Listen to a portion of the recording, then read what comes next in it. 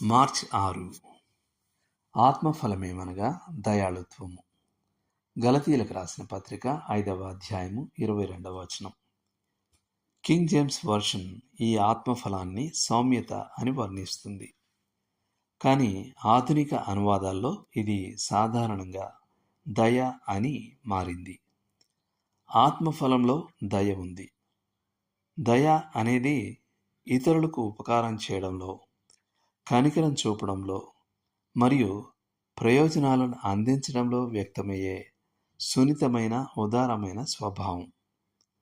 దయగల వ్యక్తి కనికరం గలవాడు, కఠిన స్వభావం గలవాడు కాడు.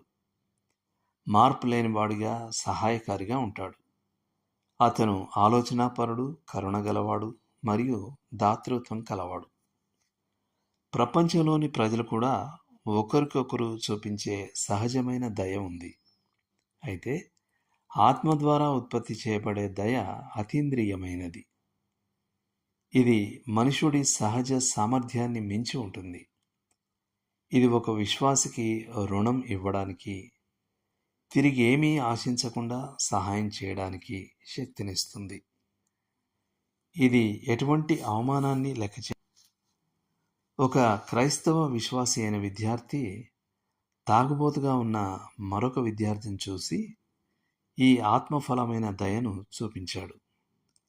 ఆ తాగుబోతుగా ఉన్న వ్యక్తి పరిస్థితి ఎంత అసహ్యంగా మారిందంటే అతని క్లాస్మేట్స్ అతన్ని తిరస్కరించారు మరియు చివరికి అతను తన క్వార్టర్స్ నుండి బహిష్కరించబడ్డాడు.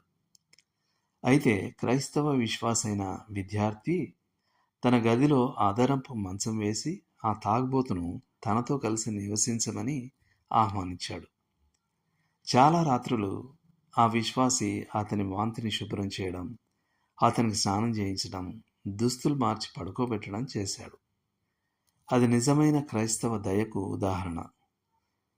ఒకసారి స్పృహతో ఉన్నప్పుడు ఆ తాగుబోతు చిరాకుతో అడిగాడు, చూడు, నువ్వు ఇవన్నీ నా కోసం ఎందుకు చేస్తున్నావు?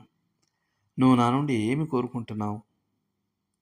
అప్పుడు ఆ క్రైస్తవుడు, నీ ఆత్మరక్షణ కోసమే ఇదంతా చేస్తున్నాను అని సమాధానమిచ్చాడు.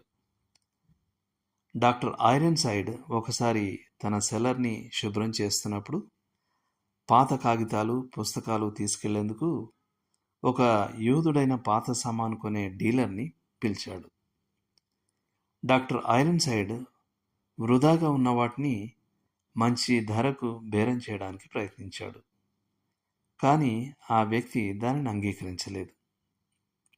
ఎట్టకేలకు ఆ పాత సామాన్ వ్యాపారి ట్రక్కు చివరి లోడ్ను తీసుకుని వెళుతూ ఉండగా డాక్టర్ ఐరన్సైడ్ అతని పిలిచి, నేను మర్చిపోయాను, దీనిని మీకు ప్రభు అయిన యేసు నామములో ఇవ్వాలనుకుంటున్నాను అని చెప్పి అతనికి మరి $50 ఇచ్చాడు. ఆ రోజుల్లో అది గణనీయమైన మొత్తం.